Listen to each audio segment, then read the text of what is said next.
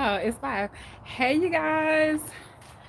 I'm not sure if anyone is going to come in today, but I do owe you guys a video. So I decided to do a live stream instead of recording it. Sorry if it's shaky. I'm about to put it on the stand. And I'm just going to sit out here and chill for a little bit. Oh, you scared me. I got my wine. And I'm just going to sit here and talk to the camera and just see who pop in, who says hi. Hey, Quintifa. Oh, no, wait a minute. Quinvita. I think I said it right. How are you? I'm just sitting out here today enjoying the weather. It looked like it is going to rain. Happy Sunday. And I wanted to just come sit outside. I never go live. It's Quinn BT. I know I'm jacking it up. I'm sorry. I'm sorry. You should know my name Kiafa, so I struggle with you, babe. People always jack my name up. I do correct them as well. How are you today? You like them? Uh-oh, I dropped my hat. You like them? I like them. My mama said that today too. I actually washed them today. I got up and I was working in the yard and I was sweating, so I just went ahead and shampooed them. And yeah, they are actually doing their own little thing. I keep wanting to retwist them, but I'm not going to. And I think that's just like, I don't know why I want to retwist them, but I keep wanting to, but I'm not going to. I keep reminding myself like this ain't for you to go in and try to create a hairstyle. Just let your hair do what it's gonna do. And I actually enjoy my locks. I know a lot of people don't like locks and they really don't like them freeform where you can't see like the parts and stuff. But I really enjoy this process because it's super easy and it just take the stress off of like trying to figure out what to do with your hair and all that stuff. Like, don't nobody need to be spending all that time on their hair. But I don't I know it's not for everybody. Let me just say that. I know having locks ain't for everybody. I know it's not for everybody, but I do enjoy the process, and I can't wait to start mine. Just start them. I wouldn't even wait for I wouldn't even go through worrying about letting it grow out to like twist them, because if I would have been more confident when I first cut my hair to just jump right back into the freeform, like, well, I wasn't freeforming the first time. The first time I just was gonna retwist and like palm roll and all that stuff. But if you got a little bit of hair, just don't do nothing with it, because sometimes I think I would have preferred to have just started freeforming instead of like waiting, because I waited. I had cut all my hair off in February, and then that following February is when I actually put the these was all 2-strand twists, believe it or not. I swear. These was all 2-strand twists, and then since February, this is what has pretty much been happening. But I did put braids and stuff in it. Probably the first couple of months I had them. You can't have no wine. I think I had braids and twists in it for the first. Not I think I know I had braids and stuff in it. I wouldn't even do any of that anymore. Like, just go for it. Don't, because I was gonna transition into the locks. I was gonna let my braids or my 2-strand twists grow out. Like I had kinky twists, I guess is what you can call them. And so I put the kinky twist in, and my goal was to let the kinky twist basically just keep growing and growing and growing, and that would have actually been a lot. But my hair was breaking off, and when I took the twist out in the back. And so that's when I decided that I was just not going to do any type of manipulation as far as the locks go, and I was just going to let my hair freeform. And yeah, and so I've been letting it freeform. And it's crazy because I kind of got used to not feeling like super cute with it. Like just kind of like trying to find my femininity in it. And then I go to the store now and guys be like, you know, how are you type? And I was just like, oh, you trying to, you know, say something so you go. But it's just different because I'm so not used to being hit on looking like this. But now I don't know, like, I don't know if because of COVID, like, guys is just, you know, a little more, I don't know what's going on. I don't know. But yeah, so I think you should just go ahead and just jump right in to doing it. Just go for it. Don't even think about it. And you'll appreciate it more too. It is gonna take some getting used to. I ain't gonna even lie. And I don't know if you want to freeform or if you just want to do like 2-strand twist and then let it grow out that way. But I would have preferred for myself, if I would have known then what I know now, I would have just kind of let my hair freeform from the fade. Cause it wasn't even a fade. I just took the clippers down. I think I had like a 2 guard on my clippers, and I just shaved the hair that I had on my head off. And I wore it for like a couple days. I didn't wear it a whole bunch, the short hairstyle. And then I would wear wigs and stuff like that. And so it took a minute for me to find some confidence in wearing my natural hair, especially when it's short. And even though I was natural, I was still wearing a lot of weave and wigs and stuff like that. And that was that had a lot to do with why I'm just like not wearing weaves and wigs now, because I definitely want to be more comfortable in my skin and not having to use external, you know, things to make myself feel good. Like, you don't want to have to keep putting braids in your hair just to, or, you know, sew-ins or anything of that aspect. You just want to learn how to be you without all of the extra stuff. And so that's where I'm at with it right now. But I would have never known, like, I would have been this comfortable with my natural hair a couple years ago. Like 3 years ago, maybe 4, I had already felt like I was natural. So there was nothing else I needed to do. But I wasn't wearing my fro out like that. I always needed to comb my hair. I always had to find something to do to my hair to make myself feel better. And so once I got through that, and I was like, you know, you need to check yourself, girl, because something ain't right. And it's normal, you know, in the Black community for us to wear weave and wigs and stuff. And so I don't know, I was just drawn to stop. Like, I had to learn how to embrace me a little bit more, even though I thought I was already doing it, but clearly I wasn't. Hey, you guys, I don't know who is in here with us. I do see it's like 2 or 3, 1 person left. I just wanted to just check in with you guys because I'm still trying to do the whole Blocktober thing and just, you know, learn how to actually be more consistent on YouTube. And I will tell y'all that, like, if you want to do YouTube or if you into trying to create your own business or anything like that, I am all for YouTube. And I think this is probably the easiest way right now for people to actually like make some money without having to, you know, go out and reinvent the wheel. I'm not making any money from YouTube right now, but it is a way for you to make money on YouTube without having monetize your channel, and that's through like affiliate marketing and referrals and stuff like that. But for me, I just wanted to, sorry guys, I thought that was gonna take it. I just wanted to come and check in with you guys and see how y'all was doing today.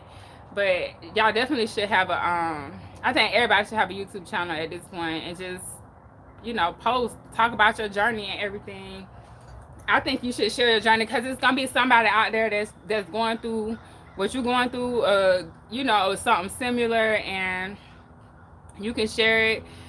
I mean, it is kind of like intimidating at first, but once you get over the fear of, you know, people that you don't know seeing you and you know you're doing the best, then just do what you can do. You say, I want to start, but I feel like I'm so boring. I be thinking that too. My son be saying that. He said that one time that he thought his life wasn't that interesting. But I'm going to tell you, it's something that you got going on that you can share with other people. And it don't have to be what you think. Just sometimes I share with you guys like what I'm inspired to. Like if I'm watching another video, I might get inspired by somebody else and make a video not exactly on what they made it, but it could trigger something. So, and another way I used to find a lot of inspiration is I would get up and go for a walk in the morning, and sometimes just my brain being like clear, something will come to me.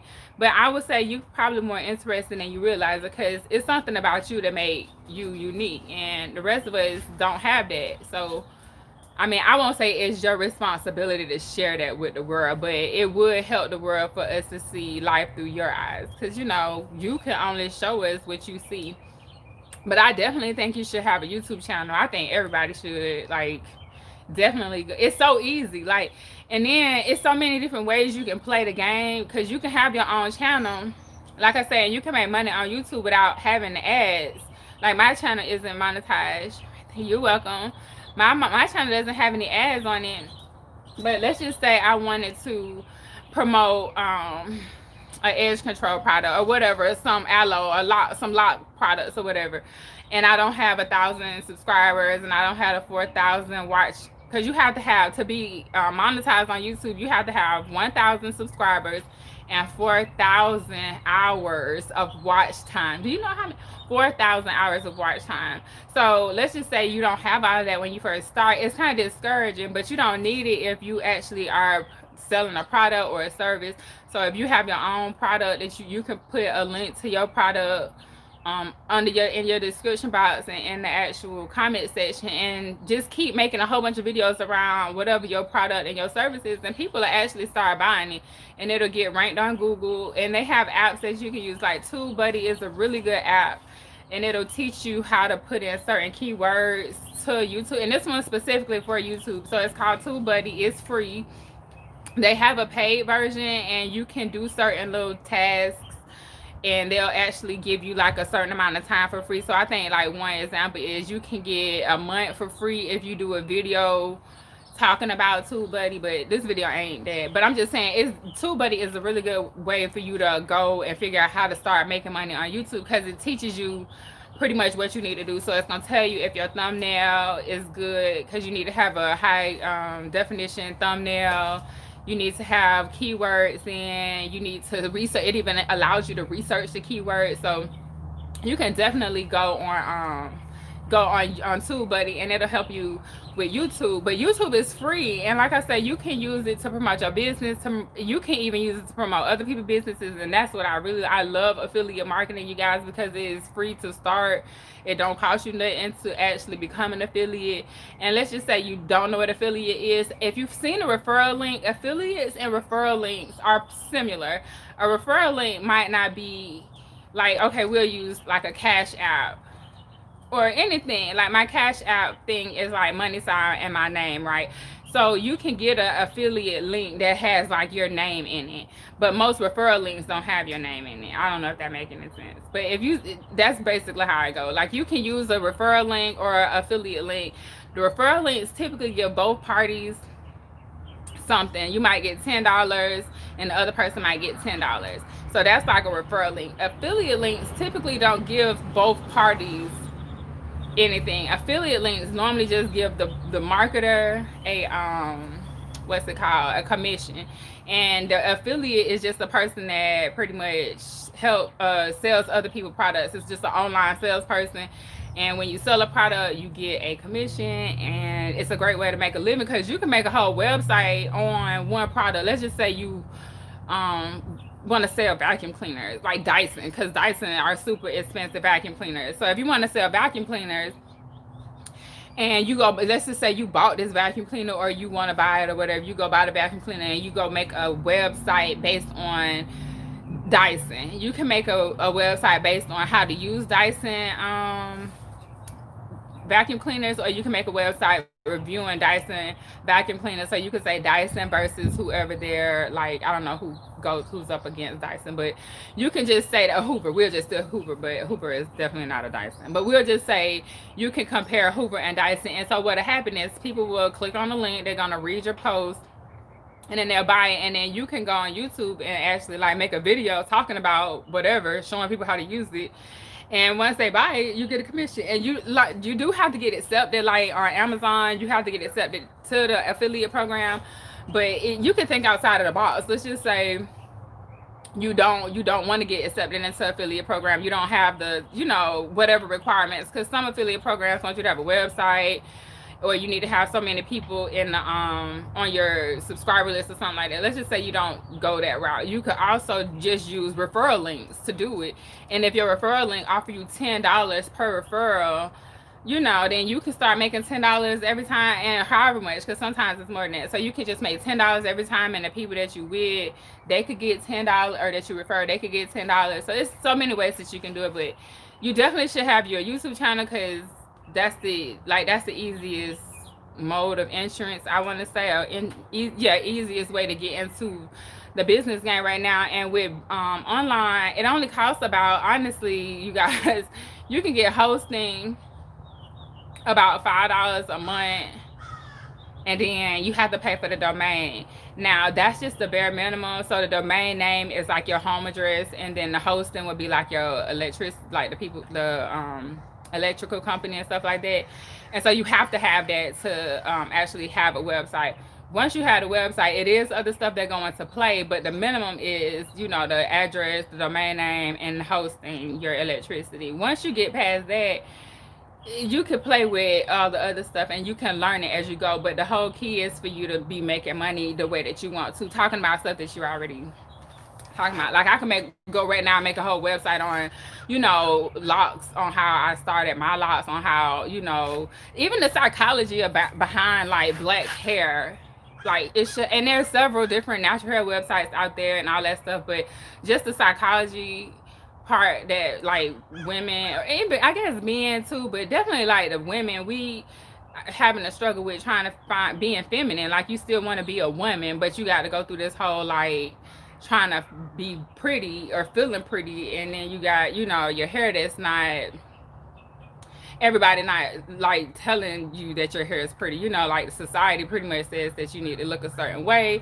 So for the people that don't look like that, it kind of messed with your mind, or at least it used to mess with mine a little bit. I don't even really think about my hair, and I think about it because I want to retwist it. Like I keep wanting to retwist it, but not like what I used to. Like my hair was a big part of my life as far as, you know, I couldn't go nowhere sometimes because it wasn't done, or I'll be doing it and it be for hours, and it's just a big old mess. And so I think it's kind of necessary for a lot of black women and black, just to be more like embrace the locks, embrace the natural, like the actual natural state of your hair, because then it'll show like little girls that they can be natural, and you know, it'll give little boys an idea of what black beauty really is and not just what they see on TV and stuff like that. And so yeah, you guys, I just wanted to come share that. Y'all try like the video. I mean, I know it's only two of three of y'all in here, but just like it for me. It'll help with my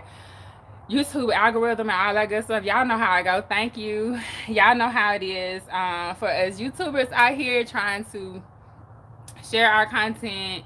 That's how you could just, you know, say thank you, because this is, some of us don't have to do this, a lot of us don't have to do this, but we do it because we like it. I actually enjoy making videos.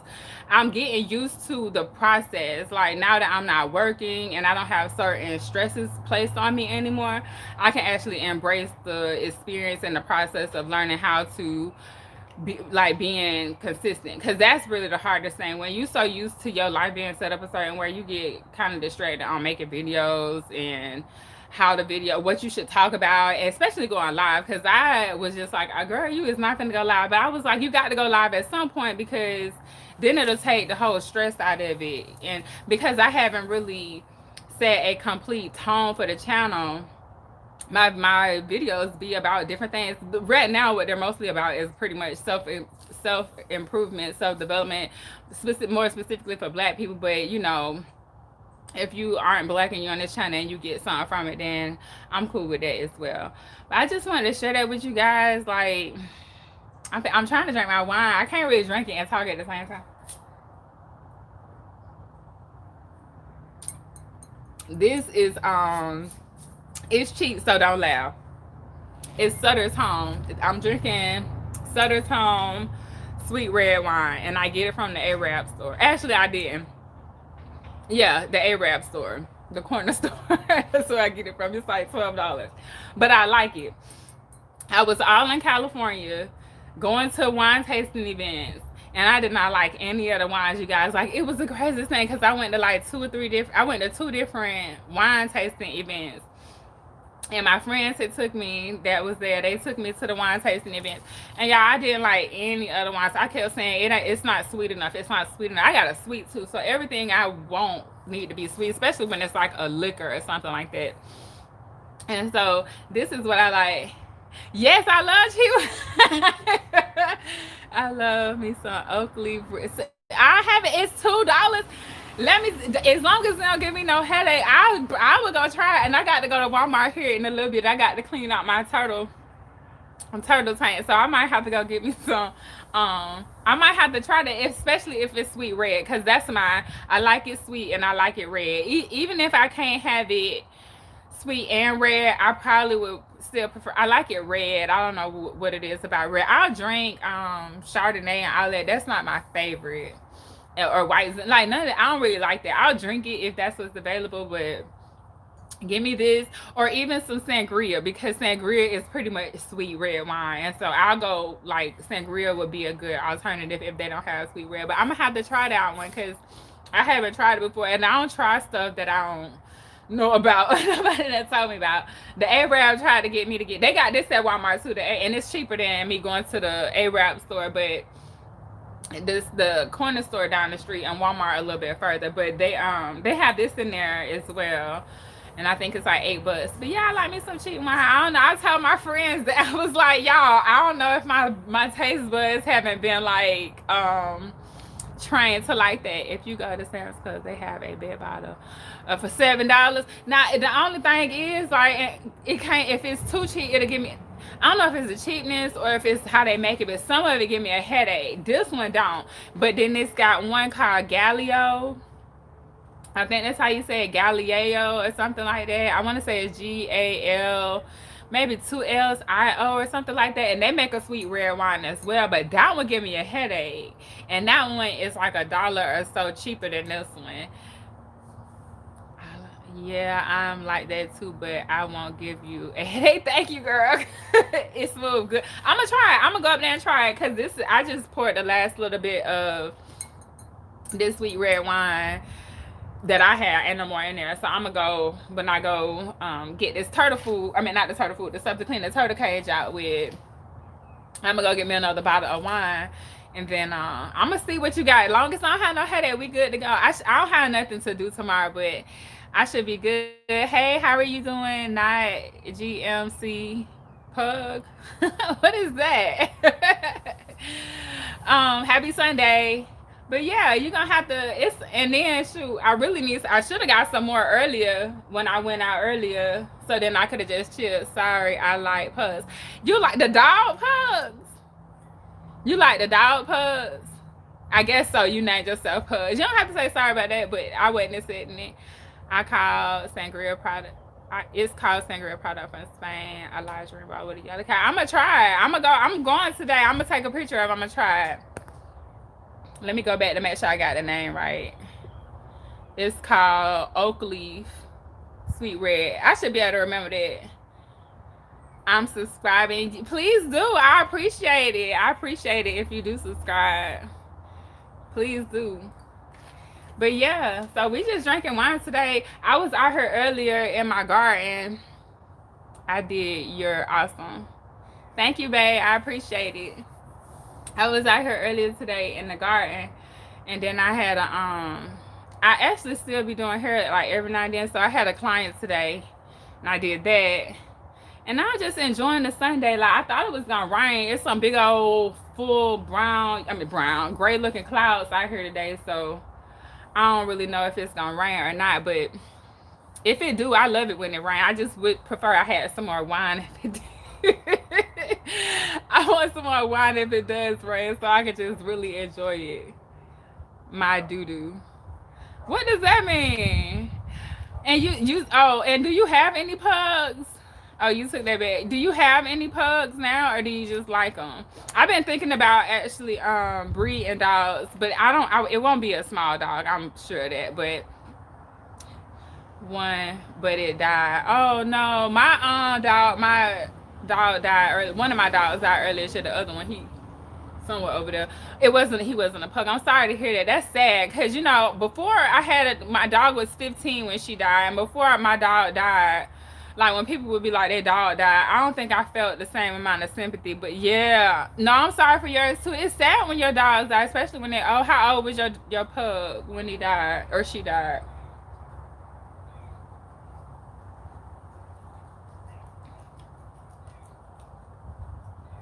How old was the dog? Uh-oh. I got a small dog right now because I live in an apartment. But as soon as I get a house, I'm going to get a big dog. I had a Chihuahua first. Let me tell you. Actually, I didn't. And small dogs, man, I don't like them. I need to go. Bye bye. Have a good day. Have a good Sunday. Me and small dogs just don't. I don't know what it is. I had a Chihuahua before I had my pit bull, and that dog was so mean. That dog bit me. That dog barked at everything. Yeah, and I named them Beast. I was gonna get two dogs. I was gonna get Beauty and Beast, but I ended up getting a boy first, so I named him Beast, and he was a beast. I don't know about them Chihuahuas. I don't know about them. I don't know about them.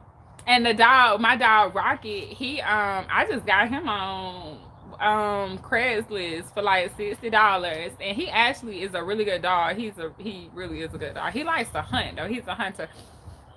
He really does like to hunt. But yeah, you guys, I do appreciate everybody peeking in. He thinks he is the man of the house. Excuse me. He don't think it, he know it. That's why he behaved the way that he behaved. Them dogs is a little bit much. I even paid somebody to get the dog. My Chihuahua. I gave the lady the dog, his cage, the food, and I paid her $100 to take him to the vet because he needed like another set of shots or something like that. And I was like, I'm gonna just pay for his first pet visit because I was over that dog. Like he was just so mean. He was so mean. But then I got a pit bull, a rat. Like I'll never forget getting my dog because I got rid of the Chihuahua, and then I got my red-nosed pig like a day after. And I remember going to meeting the man who had the dog and the pig, and when I got there, it was like pit bulls everywhere.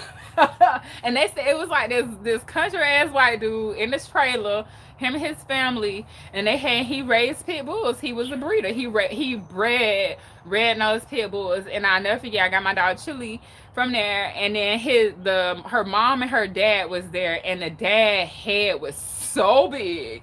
He was so massive, like, but he was friendly. Like I was able to walk in. I don't know how friendly he would have been if I would have tried to like steal something like that, like break in. But he was friendly enough to let me walk. Right, he was friendly enough to let me come in and not like attack me. And then she was a really good dog. She was actually kind of prissy though. Like she didn't like it when it rained and it thundered and stuff like that. She didn't care for any of that. Now this dog, he don't care for certain things. He's turning into a little baby, like now that she done died, but he loves to like be in the water. He like to go adventure. My people wasn't like that, and she barked at everything. He don't bark at nothing, but he will kill like a cat or a small animal.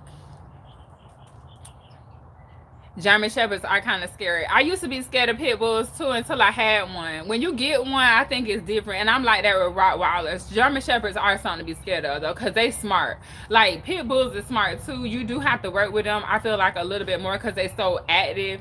So it's kind of like that kid with ADHD, I feel like a little, because they just so active. So in order for you to train them, you have to kind of go run them and all of that stuff before you can actually like get them to do something. If you get them tired, then it's easier. But German Shepherds, they're like smart. That's why the police use them. Like they smart. And not only your mom has beagles, something else. I don't know too much about beagles. I don't know too much about beagles. I do know that they're good. He loves trying to hunt squirrels. Yeah, I was finna say, I think they got terrier in them.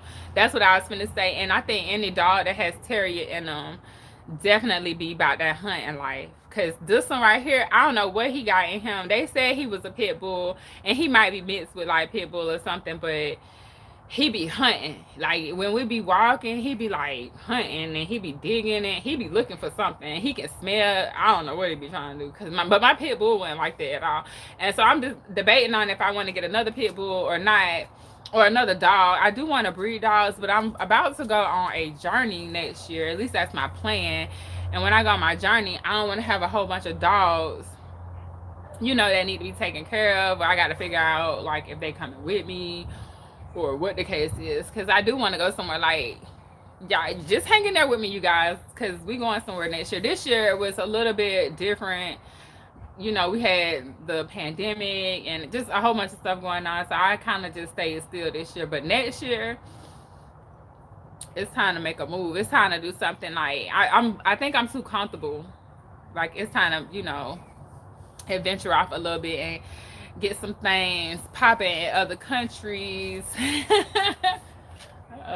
We're going to other countries to see what they got going on. We're not leaving the States like completely, like not like that, but we are. I will be in another country for the majority of next year. That's my plan. At least more than one country, not just like, I don't know how it's gonna play out exactly, because one part of me, I want to travel as fast or as slow as I want to. So if I get somewhere and I enjoy it, yes, honey, you gonna be hanging there with me. We getting there. I already got it planned out. It's just that I have to be careful because I feel like if I speak on it, sometimes I end up jinxing myself. But you know, it's different ways to experience and enjoy life, and a lot of us get caught up in the regular part of life, like, you know, what we call the American dream, where you get a house and you get a car and you go to work for 40 hours a week, you know, you enjoy the weekends, and that's just so like boring to me. Like, I'm 37, like that is some boring shit to look forward to. We gotta work 40 hours to look forward to the weekend. Like, that is extremely boring. That is extremely boring to me. That stresses me out. Like, I ain't even lying. I'm so over like being an adult at this point. I don't, it's not, not that I want to be a kid, but it's just like, this is not fun. Like, being an adult where all you gotta do is go to work, to pay bills, to get up and go do it again in the morning. Like, I'm not excited about that. So, oh, I'm glad. That's how that is. So honestly, that's what I think live is kind of like. Cause I was watching two or three people live this morning, even though I wasn't there with them. I'm gonna just tell you, I was watching the Bag Family. I don't know if y'all watch like African American repats, but I watch a couple of them, and not because I want to repatriate or whatever. I do want to go to different countries. I don't know that I want to live in another country yet, but I want to know what my options are. And so I was watching this one couple, and I have been trying to figure out, like, if I do decide to go to another country and live, can I take my dogs with me? Because like I just said, I want to be able to I'm finna have more animals, like more dogs at least. I want more, I thought he was behind me. I want more dogs. I want like 2 more, maybe 3 dogs. Like, I want a dog pound. And so I wanted to make sure I could take my dogs with me. And so I was able to ask them, like, in the live, can I bring my dogs, and what their process was when they took their dogs to the other country.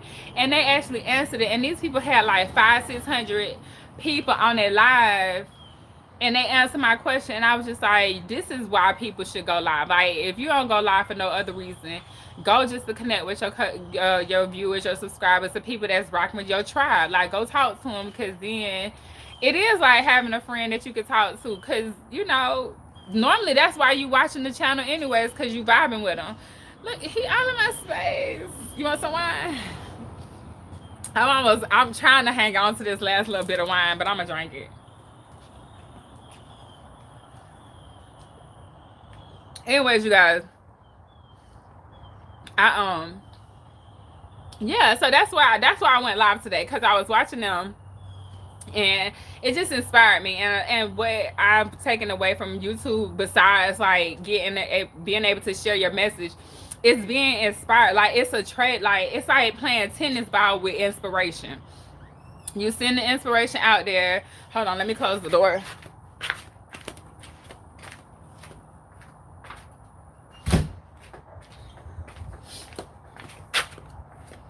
Okay, yeah, you send the inspiration out there, and a lot of times somebody sends some inspiration back to you. Now, you do have to be careful, because it's some negative people out here in the world, and if you're watching the wrong person, they negative energy will rub off on you. So be careful when you out here, you know, watching YouTube channels or watching people, because they do be sending their energy through that shit. Like, I know it's through TV or internet, excuse me, not TV, but I know it's through, you know, this way, but I believe energy is transferable. And if you watching the wrong type of people, like, you will get the wrong kind of energy. And I'm out here trying to raise some vibrations. So this might be, if you want your vibration raised, then, you know, I ain't perfect, but I am working on it. But yeah, you guys, yeah, you have to, because people really be on some other stuff sometimes, and that energy is transferable, I'm telling you. And sometimes, and honestly, I made a video about like my hair, like losing friends, about my natural hair, and like the lock ran and things like that. And the thing is, I let him back in there, I let him back in there. Alright, I got something to show you. Can you wait? I'm actually live. I'll be in there in a minute. Have a good live stream. So, dang, he made me forget what I was talking about. But yeah, you definitely have to protect your energy. Oh, that's what I was saying about the lock video. But you have to check yourself with your friends too, because sometimes you'll be around the wrong people. You'll be watching the wrong, TV shows or getting the wrong like entertainment. You even have to be careful about the entertainment, because if you're trying to raise your vibration and what you watching is some low vibrational stuff, like your vibration gonna be lower, period. Like it ain't no way around that. Sometimes you have to change the people, like what you subscribe to. I did the same thing. Not only subscribe, and I really need to go through Facebook and my Instagram. Well, I guess with them, because I don't really be on there, it don't really matter. But I was thinking about going through cleaning it out, because you want to be able to some of the people that's on your page ain't gonna be there, they ain't really there for you. But I guess when it comes down to social media, when somebody show you who they are, then you can delete them and block them and stuff like that. But in the meantime, just be careful on who you watching and what they're saying to you and things like that, because it really does mess with our programming. I call it reprogramming myself. Because I know I've been programmed, and every now and then my programming shows itself in different ways. And I just have to be more aware. You got to practice being self-aware every day. Just be as aware as you can, because it's a lot of times we done been doing stuff based off of what somebody else showed us, taught us, growing up. But that might not be the best way. Or just we did it based off of, us trying to protect ourselves or whatever. But you have to, hey, duty, hey son, now go in there and go do your classwork. Go bring me that math classwork. Sorry guys, my son decided that he want to hop in on this live stream. But yeah, I just wanted you guys to I just wanted to check in with you guys today and see how you guys were doing. Braylon, I'm gonna make you do some classwork if you don't get off this live stream. And I just wanted to come share it today with you guys and just see what you guys are talking about, and just come check in. But I'm gonna go, because as you can see, what you can't see is me scratching. I'm getting ate up out here. And the second thing is my 11-year-old don't know no boundaries. I guess if I beat him, then I'm just playing. I'm kidding. Don't be calling whoever DCF on me, because I'm joking about beating him. If I beat his behind, and maybe he wouldn't be hopping on my live streams. But that's neither here nor there. I just wanted to come check in with you guys. I'm glad you show up and talk to me. Sorry, you guys. Yes, it was good talking to you. Okay, I'm going to say this right. Quinfetti. Did I say it right better that time? Is it Quinfetti? There you go. Oh, thank you, Quinfetti. So I'm going to call you Q, though. Can I call you Q? Look, no, I'm gonna call you Quinfetti. No, don't say yes, because you know what? When people be asking me if they can call me Key, I be like, no, my name is Kiafa, until they can learn how to spell it or pronounce it. Excuse me. So I'm gonna call you Quinfetti. I appreciate you for joining us today. Shoot, it was me and you in here talking. Quinasia. I can say that. Quinasia. I got that one right.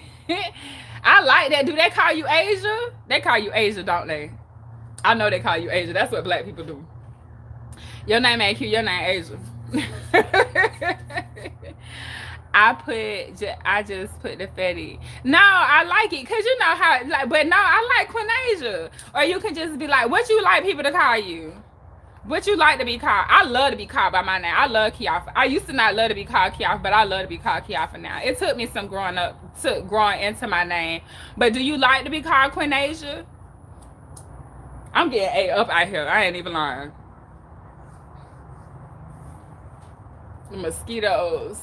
That's one thing they'll tell you when you learn how to garden, is how the mosquitoes come in, right along with the doggone vegetables. And somebody in my neighborhood barbecuing. It smelled real good. I love confetti. Oh, that's good though. My son like confetti pancakes. So I got the confetti pancake mix in there. Funfetti. Is it funfetti? It's funfetti. Confetti is the actual plastic, circular pieces, sparkle pieces, or confetti. Yeah, that's this piece. I have a love hate. You know what though? I ain't gonna even lie. I did too for the longest time. For the longest time, I'm getting my behind ate up out here. I did too for the longest time. I used to ask my mama like, why would you do that? Cause and honestly, when I named my son, I made sure like I wasn't finna name him. I wanted to make sure I didn't name him anything that was gonna be difficult for people to pronounce. I want that was something like on my agenda when I knew I was having a kid, and I told his dad, I was just like, we not naming him nothing crazy. Yeah, like what was up? You know, what's happening? But honestly, it took me getting older to and then being more embracive to my culture, because honestly, like I worked in labor and delivery as a surgical tech, and when I worked in labor and delivery, you have to do in certain hospitals you do the OR and then you do postpartum, and postpartum is with mom and baby. And when you go in there, the black people always had these like names. Like you would be like, what is you naming this child? Like, but you know what I'm gonna tell you? The truth of the matter is that the way that our black people names are so unique, it comes from our like this, I won't say slavery, but it comes from the African part of us. Because in Africa, when you go to those kind of countries, when you go to Africa, to the continent, in those countries, you will find names very similar to our names in the States, even though our names sometimes be like extra, you know, extra over the top. But I'm meeting and met a lot of Africans and watching Africans just because I'm researching the continent and different countries I want to visit. But that's common for African descent people to have, you know, names that aren't Sarah and Joe and Ben and Billy. You know, like honestly, the older that I'm getting, the more I'm glad my mama didn't name me Susan. I don't want to be a Susan.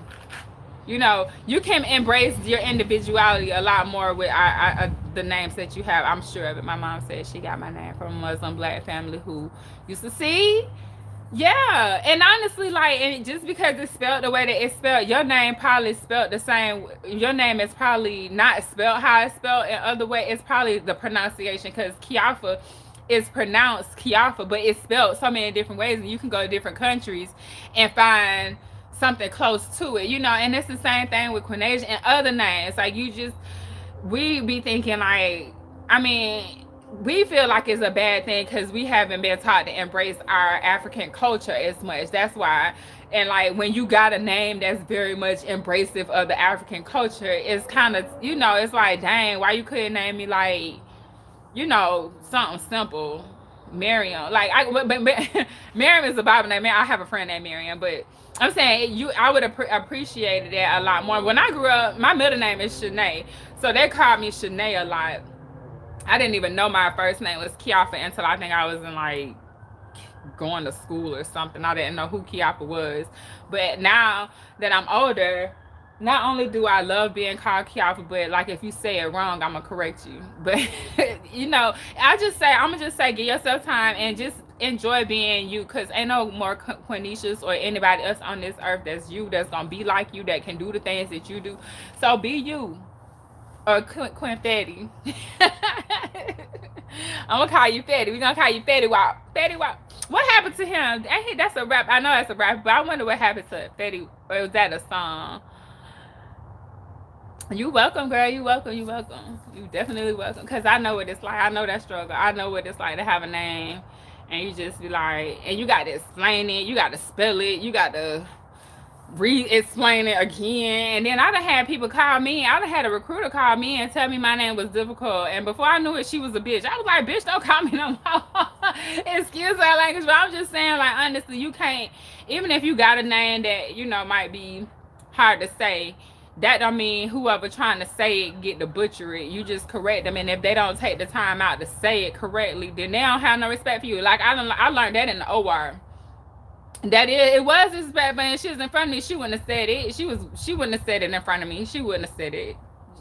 She wouldn't have. But she was on the phone, and then then the other Kiafa came out, because that Kiafa, we try to keep her like, we don't keep her locked up, but because before I knew it, I had to start calling her a bitch. Like, yeah, like I was mad because it was so what's the word, like, because she was like, well, you have to admit you have a difficult name, and it was so entitled. That was the word I'm looking for. It was so entitled, and I was just like, your name probably like Sue or some shit, you know, like you probably got a basic name, but you just can't pronounce Kiafa when it's written in American, like it's written in English. So you should be able to break down these words, these consonants and vowels, and create the word of Kiafa, or the name.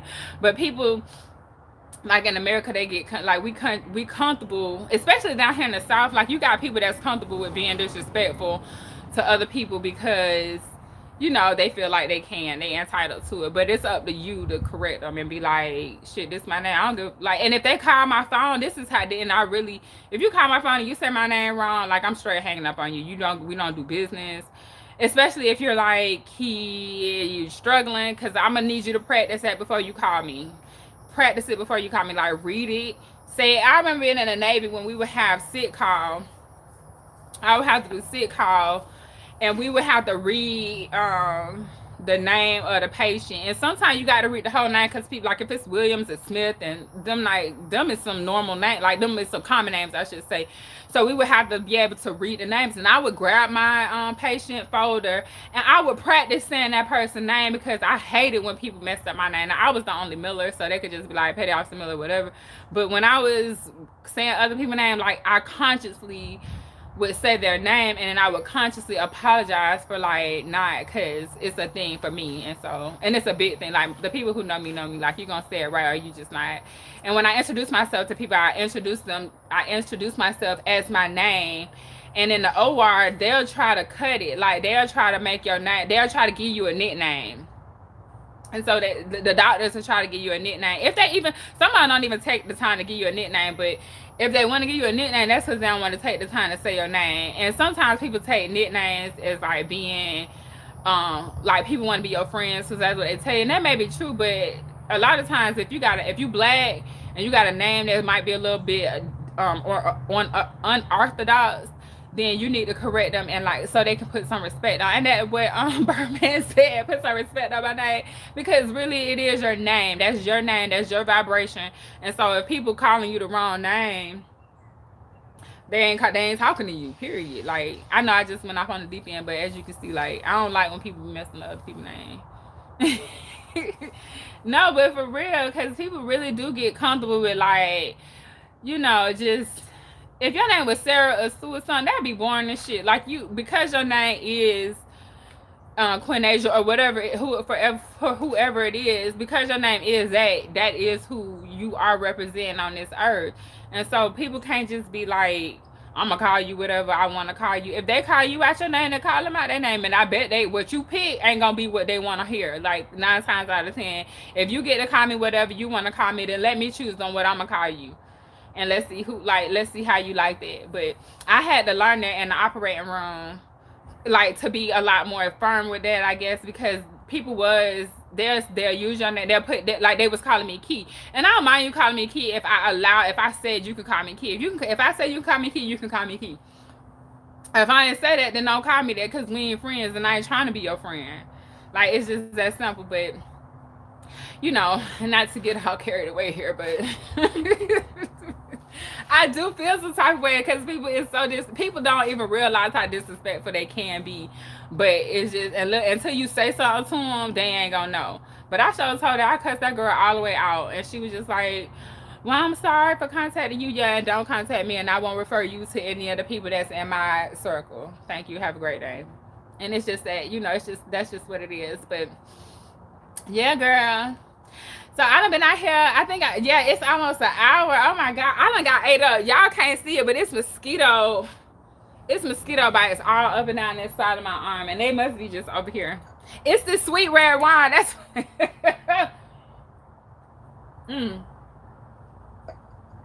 that's all gone. It's that wine. I got my blood too sweet. But this bumps all down my arm. So I'm gonna go ahead and go.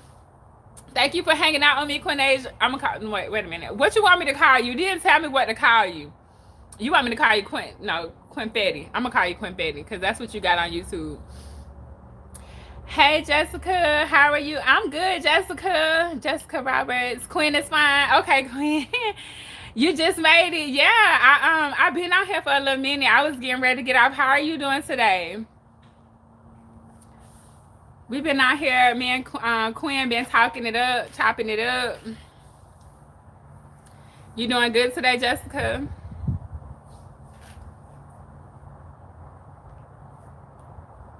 Uh-oh. There it is. So definitely gotta go live. Yeah, that's what I was thinking. Sundays would be easier for me to go live.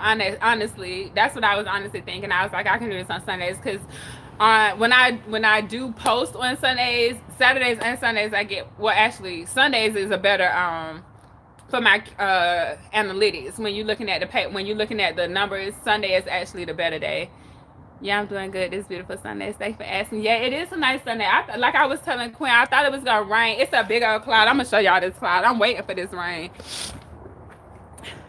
Ooh, I don't know if that showed y'all or if it blinded you, but it's a big old cloud. It's a big old cloud hovering.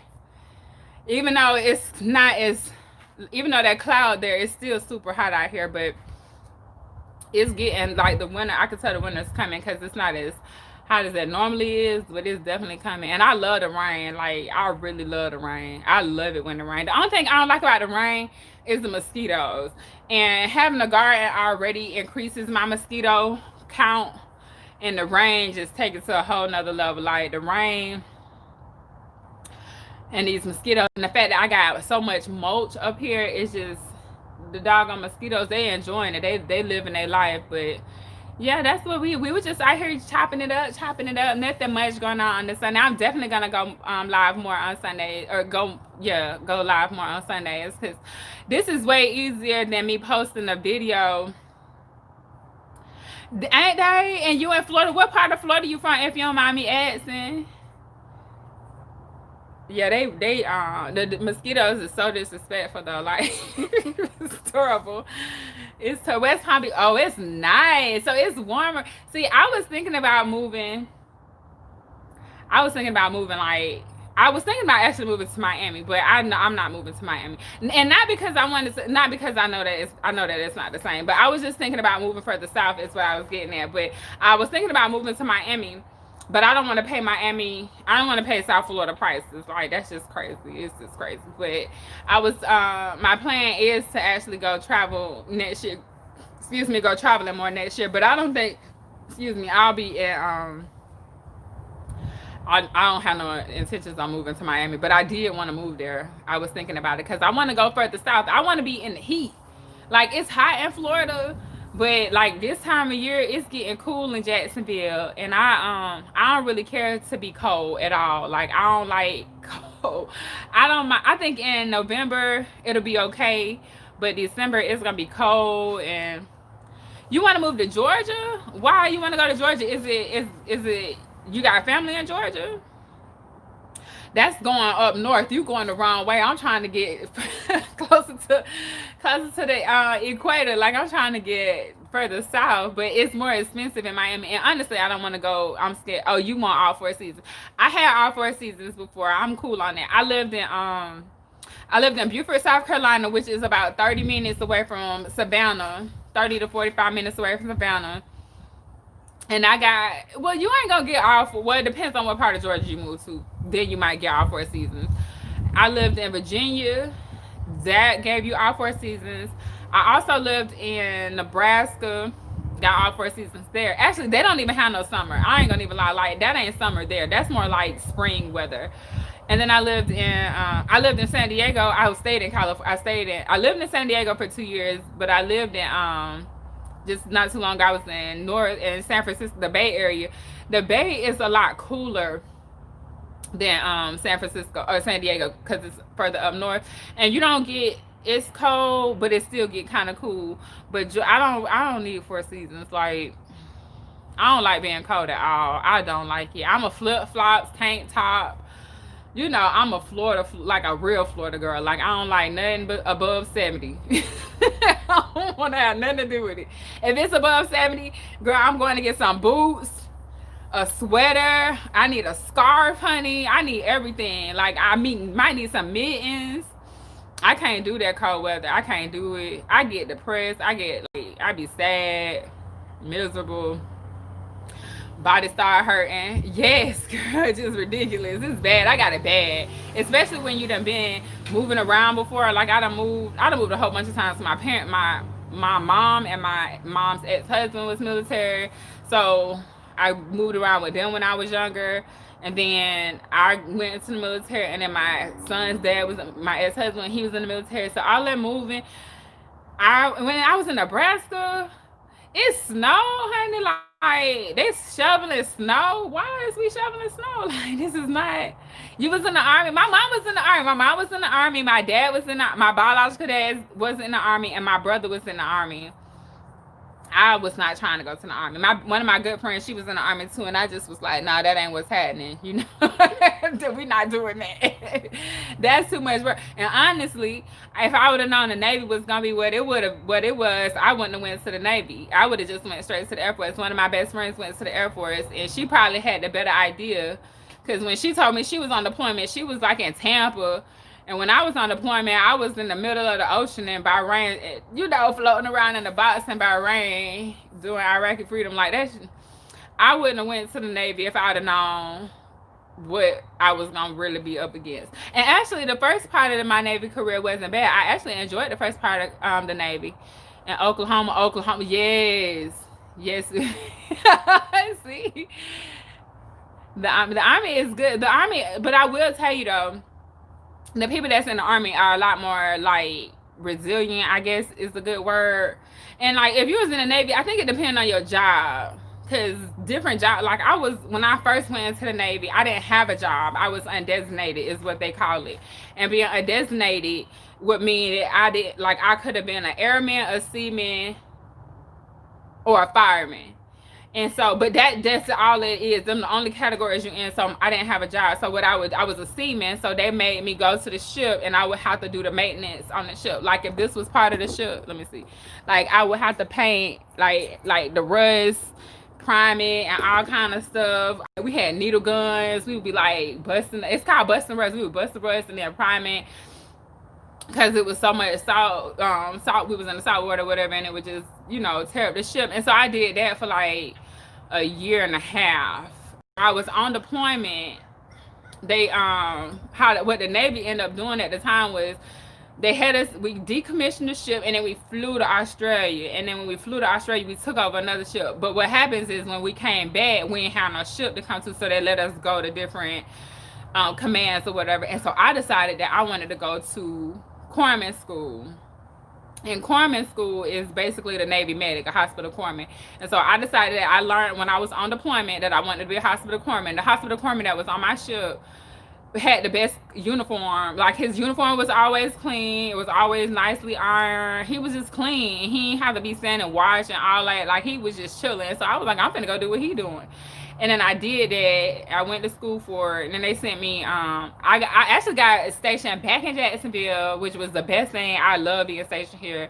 I got stationed back in Jacksonville. When I got stationed here, I was here for, I think, 2 more years. And then I ended up getting stationed in South Carolina. I went to surgical tech school. They sent me to surgical tech school. And I was in Virginia. Then I went to South Carolina after that. And then I just got out. But when I became a corpsman, what they don't tell you is that the corpsmen go with the Marines. Well, they do tell you that, but I just didn't. I wasn't thinking like that. The corpsmen go with the Marines. Yeah, so you've done a lot. So you've done a lot. Yeah, I guess it seemed like I'm 37. To me, it seemed like I should be doing more. I don't know if it's a lot or not. I feel like it should be more. But yeah, I went to corpsman school. I went to surgical tech school, but when I went to corpsman school, the corpsmen go with the Marines. And so you learn that. But when I went to surgical tech school, the surgical techs that I was training, they all were Marine corpsmen. Like they all was from the Marines, and they was pretty much preparing all the surgical techs to go with the Marines, because the surgical techs could do all of the combat. Like we could close, we could suture, all that stuff. And so the training, I hated it. Because we was PTing 5 times a day. We was PTing before we was going to school. We was still going to school, going to class 8 hours a day. Like I hated that. I hated every bit of that. So I was by the time I got out of the Navy, I was like, I'm not doing this. I'm not re-enlisting. I'm cool. I just got out, and so yeah. But the Navy, the Army, the people that I know in the Army, because what happened at one point in the Navy too was people was switching at my command. People was going from the Navy to the Army, and so they had like this blue to green. They had like a blue to green program or something like that. And I know somebody, actually one of my friends, he did it. He went from the Navy to the Army. He did it, and so that was kind of cool. But my mom, like, I remember my mom and what type of woman, like, she was very strong. I remember her being a very strong, like, woman and all that stuff. And so I was just like, I was thinking about going to the Army. And then I was just like, no, I'm gonna go to the I'm gonna go ahead and go to the Navy. And then when I went to the Navy, I actually had a great time in the Navy, you guys. I ain't gonna even lie. I just went and probably do it again right now. But I had a good time going. I had a good time. Not a good time, but I met a lot of good people. Yeah. I mean, I probably would have if I couldn't have got, I don't know. I don't know, because the Army just was, I knew I didn't want to go to the Army. I knew that. I did talk to the Army recruiter, though. I will say that. I talked to the Army recruiter. I think I talked to the Army recruiter and the Navy recruiter. But the Navy recruiter I knew. And so that just kind of made it even easier. Like I had who actually we still friends. We friends on Facebook right now. He just retired. Or not too long ago he retired. But yeah, I knew the recruiter, and so he made it comfortable. But then when I got in, I was just like, you should have told me, like, a lot more of this stuff was going on. But I'll tell anybody, like, because I was 17 when I joined, so it was still kind of like the best. It was really the best thing I could have did for myself at that time. Because I knew I didn't like school. I still don't really care for school. I feel like it's other ways to learn. Like I'm a hands-on person, so I do better with like practical stuff. But I can learn. I can read a book. I can comprehend. I know how to study, so I can figure out how to pass an exam. But no, I didn't retire. I got out after 6 years. I didn't retire. Girl, please. I would have been retired. Actually, I would be retiring 37. I'll be retiring next year. If I stayed in, I'll be retiring next year. And I actually have some friends that's still in. Like a lot of people I know, they're still in. Yes, I have one. Yep, I have one. A little boy. Yeah, you missed him. He was out here earlier. He was on my live. You heard me fussing at him about being on my live. But yeah, I have one. I had him after I got out of the Navy, though. I didn't even have him until I was 25. By the time I turned 25, I had been in and out of the Navy. I wish I would have had. Sometimes I wish I'd have had more kids than one.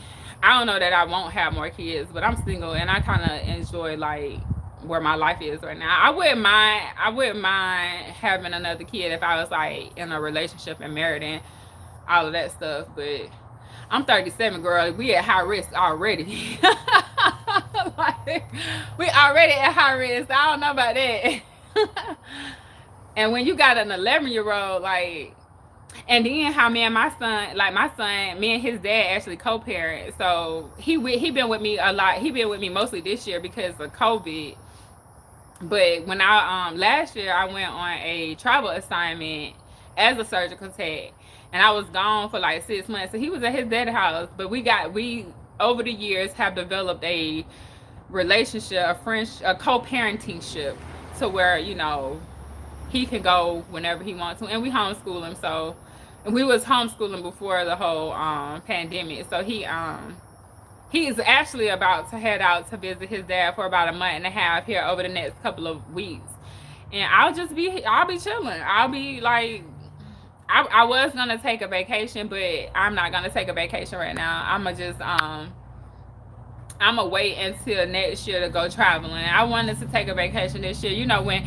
Especially working the way that I've been working this year, like so hard with making sure that I keep him on track with his school and I stay on track with what I need to do as far as business go behind the scenes and making those I need to make.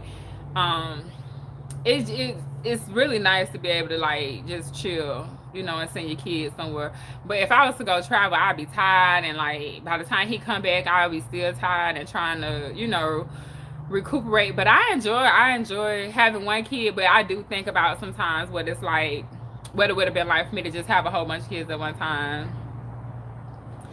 So yeah and no. I would never say I won't ever be a surgical tech again, because that's not like, I enjoy being a surgical tech. I ain't gonna ever lie, I loved it. Like, that's fun to me. That's fun because I've been doing it for so long. But I don't like having one income stream. And so surgical tech requires a lot out of you mentally and physically. So it's kind of hard to have, to be running a business outside of being in the OR. If your business can line up with you working as a surgical tech, if I could line my business up to work with me as a surgical tech, I would do it. And that is something that I am open to, but probably not a surgical tech. I actually do take my first assist down. I wasn't gonna tell nobody, but I'm supposed to take it on next Sunday. If I pass it, I'll be taking first assist contracts instead of surgical tech contracts. Now I have taken a first assist exam. I took it and failed it last year, and then I had it rescheduled to take it earlier this year, but because of COVID, they shut all the testing and stuff down, and they said basically we got to the end of the year to take the exam. And so I was like, okay, well, I'll take it in November, and I've been studying for it, but we'll see how I go. I mean, I don't know if if I can't be a first assistant, then obviously I would be a surgical tech because I've had that skill set for a long time. But that's my fault. Like, that's my safety net. But I do really like it's fun to me. It's fun. I don't know. It's fun. How much did you make yearly as a surgical tech, if you don't mind? Well, as a staff surgical tech, shoot, I don't know. I haven't worked at staff as a while, but I know I was making $25 at staff at the last, as a staff surgical tech at the last facility. So $25 an hour is what, about $50, 50,000 a year, 60,000 a year. I don't know, but I'm gonna tell you this too. That's in Florida, first of all, and second of all, that was me not taking any call. I don't like working more hours to get more money, but as a traveler, if I would worked the whole year, I could have cleared about 90,000. You can clear. I mean, you can make money. It's money. It's money to be made. No, it's not. And it depends on how much you want to work too. I want to say that, like, I ain't with being super tired. I've been doing it too long. Like, I don't want to take no call. I don't want to work on no, like, I would do hearts now because I would do hearts maybe in the next like year or so, because that's anything over 40 is awesome to me. 40 hours, yeah, 40 hours is a lot of time though, and it's when I'm in the OR for 40 hours, I'm tired. I'm tired at 40 hours. I promise you, I'm tired at 40 hours because as an OR tech, you gotta think and you gotta move your body. Like, it ain't just you can use your brain. You know what I'm saying? You gotta think and you gotta move. And so that's what it was. It was hard for me to actually build my business. So really, this year was supposed to be for me to actually put things in place. So if I want to go back to the OR, I can. But me going back to the OR would be me going back to add more money to create more wealth. Like, it wouldn't be just because it's fun to me, and I wouldn't mind like the interaction with other people. I like that. I like being in the OR for that. But too, then it depends on where you at, because some places I don't work there. I just would not go work again because I didn't like the management. But as the OR tech, you can easily make, depending on how much you want to work. And two, it depends on, you can make, I mean, let's just say comfortably you can make $60,000 if you want to work at a staff hospital in the neighborhood. Like in Jacksonville. I'm in Jacksonville, so here it's so many hospitals. It's like you got UF Shands. There's like 3 of those hospitals because Jacksonville is so big, so they get to put 3, campuses here. Then you got Baptist. Then you got like 2 other Baptists. You know what I'm saying? It's just a lot of hospitals here. So because it's a lot of hospitals, it's almost like the money, it has to stay the same. It can't be like too much over here, not enough over here. They're competitive with each other. But do you experience people passing? Wow, normally no. No, okay, they don't want you to die in the OR anyways, because that makes the hospital, that's gonna be on the doctor. So that in the hospital typically wants to protect the doctor, so they're not going to do surgery if that patient can't survive the surgery. So typically people, but sometimes like if you're doing trauma, then it's different because the whole point of you doing a surgery is to save their life. So I don't do trauma. I don't like that kind of like stress. Honestly, I ain't gonna even lie. Like, I haven't done trauma. I'm not saying I won't ever do trauma, but I like my situations a lot more structured, I guess is the way to put it. But death in the OR is if you dependent on the hospital you at and dependent on the service you at. So if you're doing trauma in a trauma one center, you're most likely going to see more death in the OR because it's a trauma center. But if you in an ambulatory center, it better not be nobody in there dying, because you got to make sure that they healthy before they got to pass the bill of health before they can even come into the OR. They getting labs and all this. The nurses calling to talk to them before, so they can't be that sick coming into the OR. And if it's like I said, it depends on what hospital. If you go to certain hospitals that aren't trauma centers, then you won't see any of that. But the only time you see people dying in the OR is if you're at a trauma center, pretty much, because they won't roll a patient in the OR if that person is like already sick. That's too much liability on the doctor and on the hospital. So they try to keep that down. They're not gonna really be bringing in sick people like that. So no, I haven't seen any death in the OR. The only death I worked as an EMT, so you see it that way. When I was in the Navy, I worked as an EMT as well. But even then, it wasn't like death. It was like it was something happening, and then they was dead by the time we got there or something like that. But you won't see somebody dying in the OR because the hospital don't want to be liable for that. And like I said, the only way that you will see is if you're on the trauma team, or maybe if you like doing hearts, maybe, because that they might not make it. That's a little more what's the word I'm looking for? Risky. Ooh. So that's why I was working the way that I was. I was PRN a lot. And so my son also has asthma and allergies real bad. So he's allergic to peanuts and shellfish and pollen. So when he would go to school, if he had a allergy flare up to where his eyes would be all jacked up or whatever, then they would call me and I would have to go get him. So I worked PRN as much as I could. I did that because then I had more control over my schedule. And then too, I did PRN for the main OR, and then I would do PRN for labor and delivery. So if they didn't have anything for me in the OR, then I would just pick up a shift in labor and delivery. What I'm gonna say is labor and delivery is a lot more like nursing than excuse me, being in the OR. Labor and delivery, you can pick a 12-hour shift. You can pick a 12-hour shift in labor and delivery, or you can pick a half a shift. Like they'll do like 4 hours, they'll do whatever.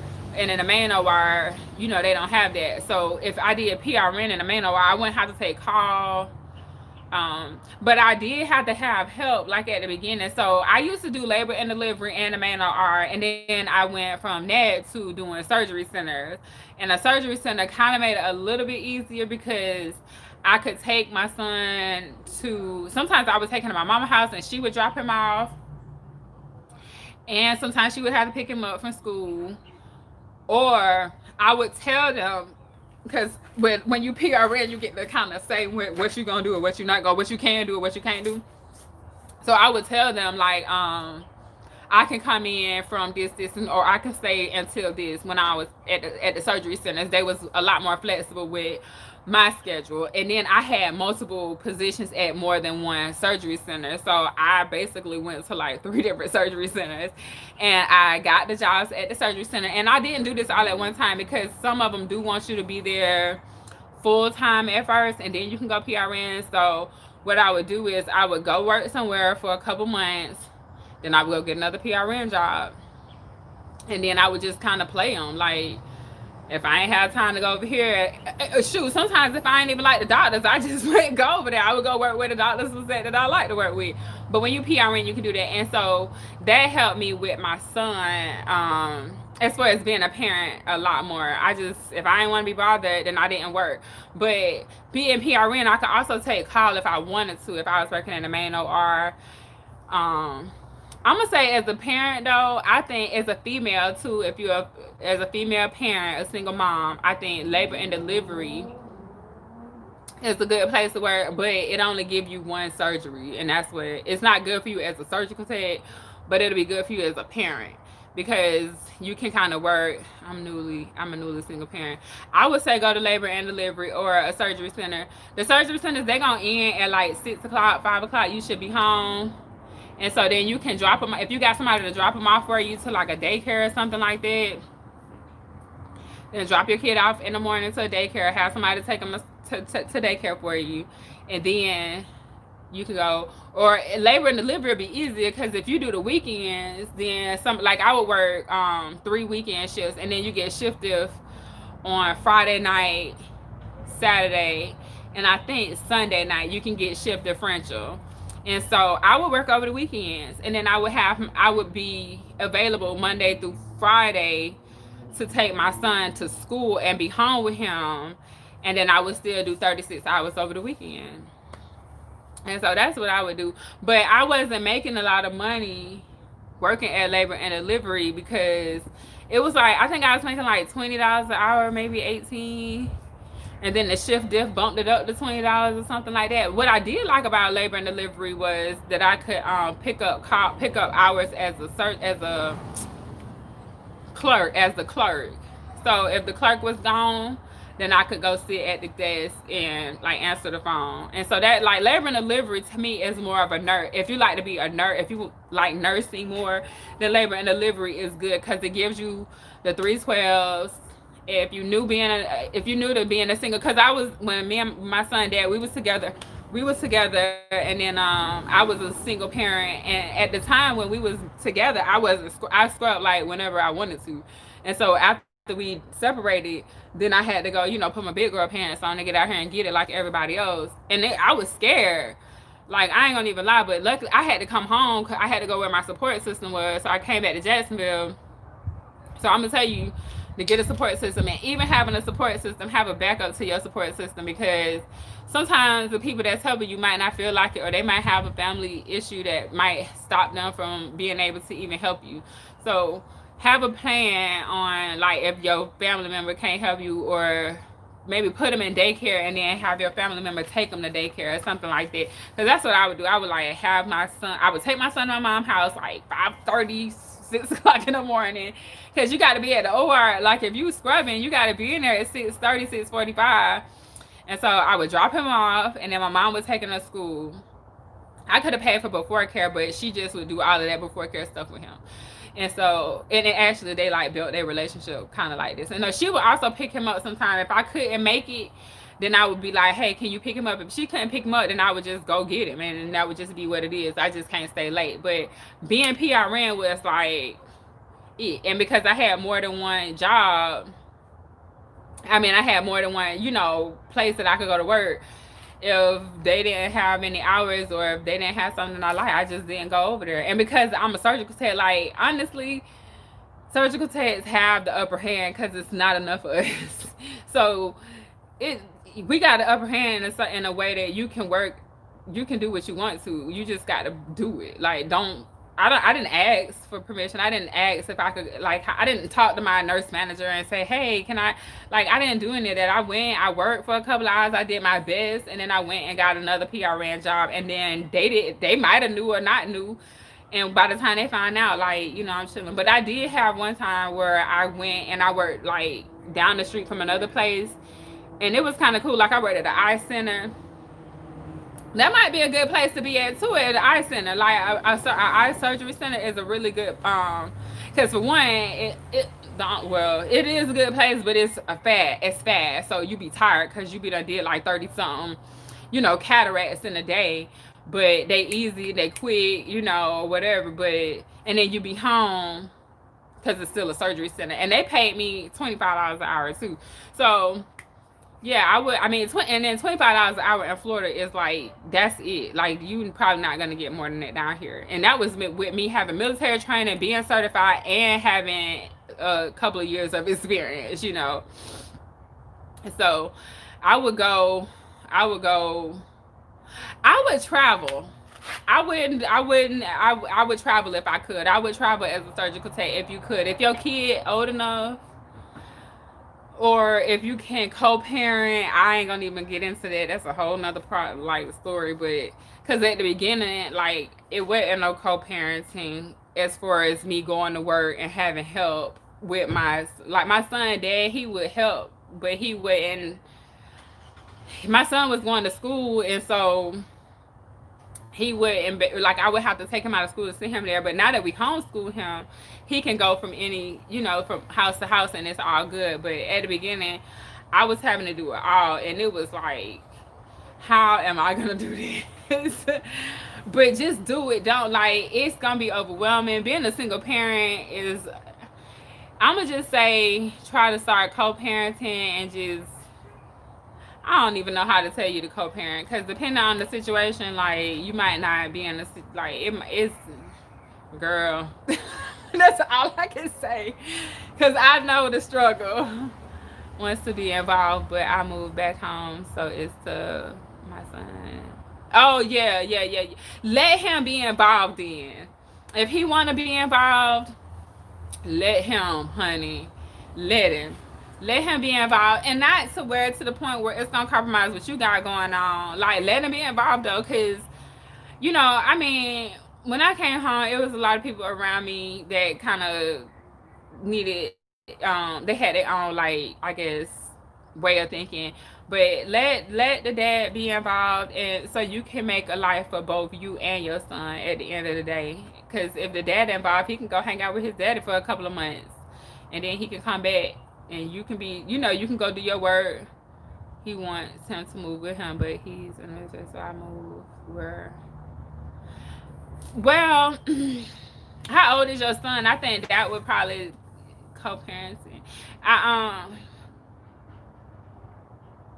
My son want his dad. He too. Girl, stop. Well, hold on, pause. Cause I did let my son go to Hawaii when he was 3. Okay, I got a few more minutes. I did let my son go to Hawaii when he was 3, and he stayed for like 7 or 8 months. I ain't gonna even lie. He was with his dad for a long time. And that wasn't the plan, but that's how it played out. He ended up staying for a really long time. But it did help my son and his dad have a bond that, like, they do have a relationship. So I don't know about living with, but if you could co-parent where it's like, okay, he could stay with you for 6 months. If you can show me how you can take care of him, you can go pick him up from daycare. Do 6 months at a time. Don't let him go for the whole year. And when it comes to co-parenting, and you're not with the other person, something I had to learn last year was something that was new to me. My son dad was dating last year, and I was just like, I'm not co-parenting with your girlfriend. Like, I don't care how you feel about that. I'm not co-parenting with her. Now, if that's your wife, like if he was married, that'd be different. But I'm not co-parenting with no girlfriend, no boyfriend. Was he clingy? Yeah, because I breastfed him. So yeah, he was. I think breastfed kids are clingy. I do believe that he was. He still is. It doesn't change. But I think if you send him to his dad's house, it'll be good for both of them. But I would do it in small. I would do 6 months or 3 months because a contract. If you took a contract in the same, I don't know if you want to be in the same area, but let's just say you took a contract at 30. You can take a 13-week contract and make just twice as much as you would make if you went and worked at a staff as a staff surgical tech. So let him go stay with his daddy for a couple. I'm just saying this is what, like, now that I'm older and I've been kind of where you at. I'm not telling you what to do, but I would definitely consider co-parenting 3 months at a time. And so let him go stay with his daddy for 3 months.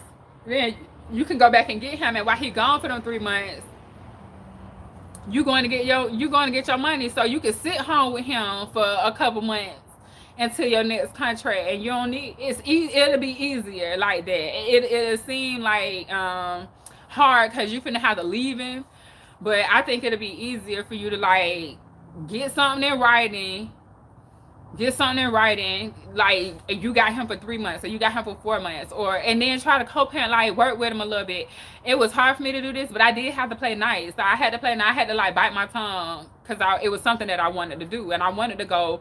I went to Martinez last year, which is 20 or 30 minutes away from San Francisco, and I wanted to go.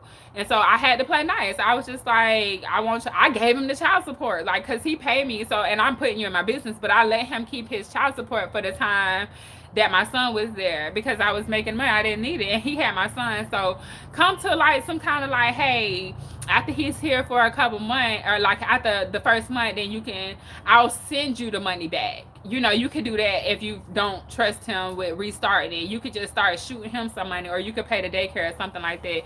But I would definitely be open to co-parenting, because you could go, I like, do half a year, go do 3 months on, 3 months off, and you can make some money. You'll make more money than the people that's working full-time 40 hours a week plus call as a surgical tech, and you could just like be banking and right now they're paying crisis pay, so you might even be able to make more than what you would typically make if you was just like during regular times. But I would definitely let his daddy be involved, because he need to kind of be involved. It sucks because, you know, y'all got y'all relationship and you got to hear from that, but you got this kid that does need his dad.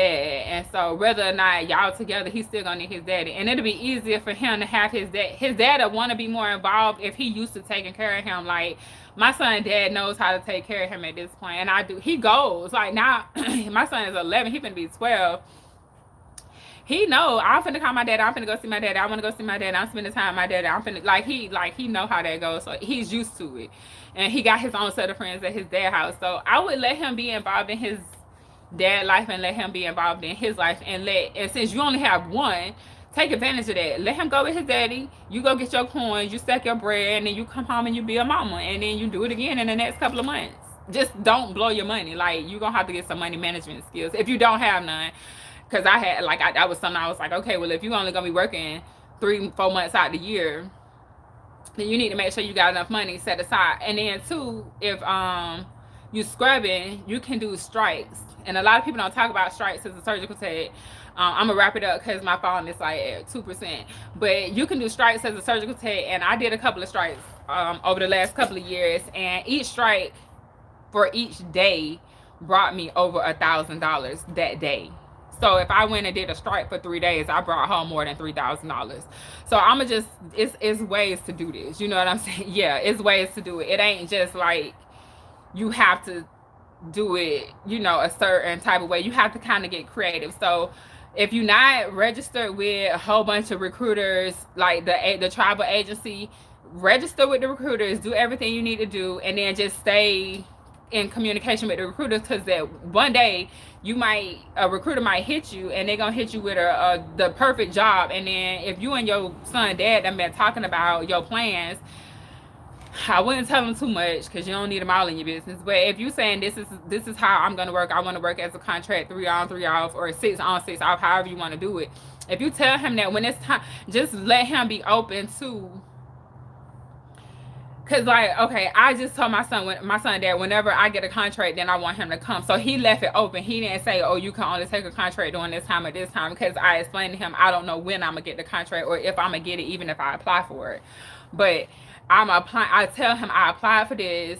Braylon might be coming around this time. If I know I'm gonna get the job, then I let him know for sure that I got it or whatever. But just try to have that open communication with him. Don't put him all in your business too much unless you're trying to like.